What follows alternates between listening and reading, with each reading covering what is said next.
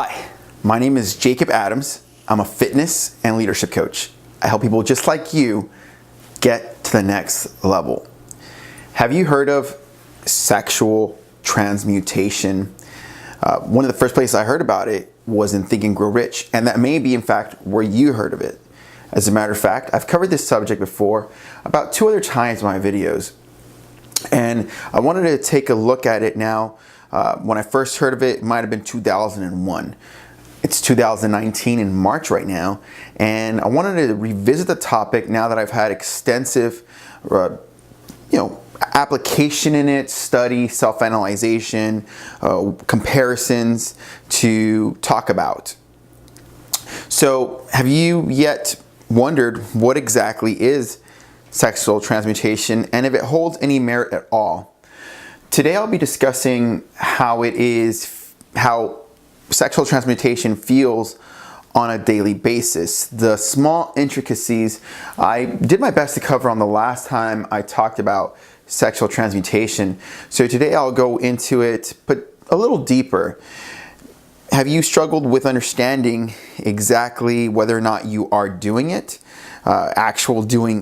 This sexual transmutation? It's such a weird topic, and I'd like to first off offer the idea that, as weird as it sounds, it is in fact a pretty kind of a common sense aspect, if you ask me.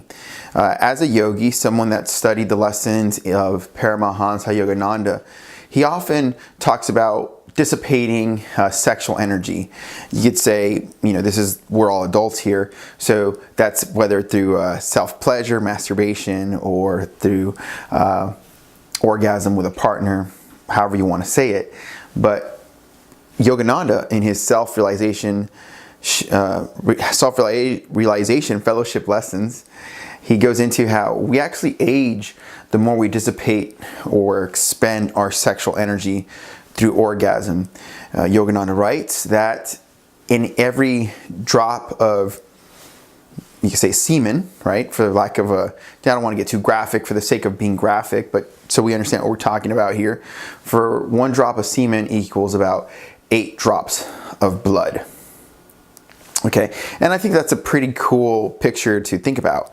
And so the common sense aspect of it is, if we conserve that sexual energy, that life force, we can harness it and channel it into the things that matter.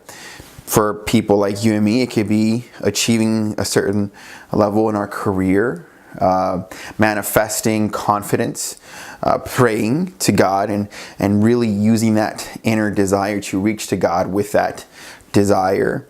A little bit deeper aspect is yogis sit down in meditation and channel and harness energy in the spine. And then if you think about the sexual organs, they are at the bottom of the chakras. It's one of the lower chakras. So that is where the sexual organs are. And if we harness the energy there in that chakra and pull it up into the spine or the third eye, we are getting closer to a deeper connection to God. And so when I first heard of sexual transmutation, the year was 2001. I was a very young man, and the thought of that sounded so elusive. In other words, I would have never, to be where I'm at now at a very young age, would be like, I guess I could say I am at that state where I have that much discipline and that much self-control and that much dialing in of sexual energy. And even as I say that, I could feel the energy move through me, whether it's like here on the chest, kind of like a dialing in effect. You sense vibrations a little easier. And I'm going into the aspects here. So again, when I first heard of it, I really thought it was a very weird concept that I was reading, Think and Grow Rich by Napoleon Hill. And I think at a younger age, let's say you're 18, 19, 20, at a younger age, our younger adulthood, the concept of conserving sexual energy, especially for a young man, and yes, for a woman too, saying I'm not a woman, so I don't know what it feels like to be in that body, but I'm sure it's a similar feeling, but for a young man, to the thought of conserving all of that juice, all that sexual energy, is kind of, especially in American culture where sex is commoditized, celebrated, shown on Instagram and movies and pornography, and like girls dress sexually and scantily around us. I think the idea of, yeah, you know, you want to be wealthy potentially at a younger age, and that's what you really want, right? At the same time, you know, the urge to procreate and have sex is so powerful that that's why Napoleon Hill writes about in his book that usually men don't really like dial in to their sexual power until their 40s, because the sexual energy is so hard to control as a young man. So I had similar struggles like that when I first heard of the idea, and it took over a decade to get where I'm at now, that, you know, I don't enjoy adult entertainment as much as I did back in the past. And, you know, I'm not saying that if I see a beautiful woman on Instagram, for example, in a scantily clad outfit or really nice bathing suit, I'm not interested. Like, I'm not saying some irrational thought like that.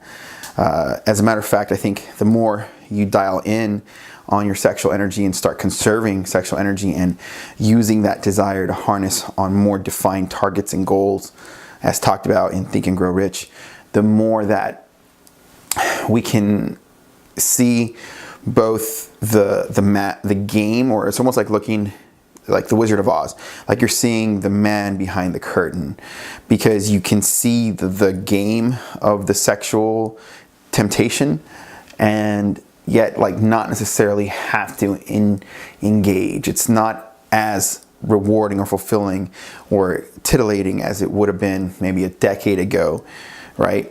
And so that's sort of the main difference in my practice of actually wanting to engage with sexual transmutation. So one of the books I read later in 2014 was The Way of the Superior Man. And in it, David Data talks about his overall, the way of also harnessing sexual energy, and in using that also to have like multiple male orgasms and stuff like this, right? And so I started seeing a correlation in life and like great thinkers, and so now we have three great thinkers, right? We have Yogananda, which was a spiritual guru and someone that's taught me lessons from writings he wrote back in, you know, he died in 1953 or so. So his writings have influenced me. Here we are in 2019, and I still apply his teachings. Napoleon Hill, again, that book likely existed around the same time as Yogananda, actually, now that I think about it. Yeah, definitely, now that I think about it, they had existed in similar timelines, or at least people that, it's safe to say that people that read Think and Grow Rich also read Yogananda's stuff. Steve Jobs, one of the books he had in his iPad, or he handed out to people on iPads on his death, was Yogananda's book, Autobiography of a Yogi. So I started seeing a connection of these dots in my life where, you know, this concept of harnessing sexual energy became more and more profound and important for me to actually apply. Okay, and so that's where I'm at. So in 2014, I started revisiting harnessing sexual energy, and believe it or not, it's not like I had the goal and then the next day I'm there, you know, no longer interested in having sex with my girlfriend, no longer interested in watching porn or anything. Like it's been a process of like, what is that? So 2014, 15, 16, 17, you know, 5 to 6 years to get here, where, you know, I have a virtual reality headset and you can get some great adult entertainment there. And I'm being very transparent here so you can see where I'm at. And while that is the truth, that you can see really cool virtual reality adult entertainment there, I don't watch it. I have seen it, but I don't watch it. And it's not very interesting to me. It's more interesting to me to make a video like this and look to connect with people like yourself that actually are looking to push the boundaries of themselves and acquire, you know, success, wealth, freedom, help their family more, things that are more of the higher ideals. So that's where I'm at now. But again, from the time I heard of Think and Grow Rich and sexual transmutation, it's been 10, 11, 12, 13, 14, 15, 16, so by the time I actually started to apply it, it was already like 13 years when I first heard the term, where I was like, you know, I'm really gonna apply this. Started applying, and then it took 5 years of actual practice of really monitoring myself, reducing, you know, sexual encounters, of looking to get away from toxic relationships, friends with benefits, things like that, and really like clean my plate and have a blank canvas as to which to operate from. And that's what I found, is that, you know, it's very difficult to actually get into sexual transmutation if you're dating somebody that wants to deplete you of your sexual energy, and may even find it offensive if you are trying to conserve, you know, this sexual energy. It's going to be difficult because this person maybe gets off on seeing you orgasm, or that's how they get validation. And I'm being very transparent here so you can understand that, you know, I've given it some thought. That's why it's taken so many years, because I know like the intricacies as to how all this stuff kind of connects and how it plays out typically. You're not going to just hear of sexual transmutation and Think and Grow Rich, and then, you know, you're ready to go. You're ready to just become a better person. And yeah, I mean, some people can, some people need to. And that's one thing I've seen too, like the more that a person needs to step up their game and their overall development as a person, and they've been there, done that. Like they can say, I've been there, done that with friends with benefits. I've been there, done that with a toxic relationship, or I've been there, done that with a relationship that I was just sort of settling for. I've been there, done that, or I've tried that, or I've kind of done half-assed sexual transmutation. I've kind of done half-assed, like really harnessing in on my really big purpose. I've done half-assed efforts. And then once a person has seen what half-assed efforts produce, it could be half-assed results, right? And which is still decent. You could say, you know, maybe you had the goal to be a multimillionaire, but you know, you half-assed it a little bit, and so then you became, you fell into a kind of a new level of self, but it wasn't a multimillionaire, right? And that was your goal. And that's what you start seeing, like, so I did do a half-assed effort, or maybe a 3/4 effort of this harnessing sexual energy and applying myself and really making a difference, and I got only so far. So what if I really dialed into sexual transmutation? Then that's where you start upping the ante, like almost like weight training. Your capacity for this grows. Doing the reps and training, your capacity and understanding of sexual transmutation goes. As a fitness coach, this pattern is something that I see in training, where, you know, deadlifting 300 pounds becomes more normal, where when you first started, it was more of an unrealistic number, where, you know, 300 pounds, like, yeah, you know, it's heavy, it takes work, but it can be done relatively on schedule. And that's the same thing. With enough practice and capacity and building of sexual transmutation and the practice of withholding sexual energy, you can make a difference in the practice and see the fruits of the labor. And that's what I found. And yeah, that's kind of it. So to recap that, I encountered sexual transmutation, the concept, in 2001. I dated a woman for, you know, 6 years after that. There was no real big sexual transmutation, really. So I guess the idea just sat there in the back of my mind. And then in 2000, I had another various relationships. Again, still not really, I guess still sort of knew I could do that one day. Not until 2014, 12, 13 years later, I actually started trying to apply it. And since 2014 to 2019, that's when I've gotten to where I'm at now, where I have some experience, some confidence, and I could start feeling like it's almost like an ocean wave within me. Like I feel the energy more dialed in within me. And I do meditate though. I do transcendental meditation, and I do harness and do my best to dial in the energy into the spine. So there's an esoteric aspect to it, I think. I don't think a person can just willy-nilly just be like, oh yeah, I'm into withholding sexual energy now. I think there's a path that kind of opens up to you once you hear the concept and then you start practicing applying kind of a raw self-test, like a self-testing aspect, and then your real fruit comes when you really start dialing in.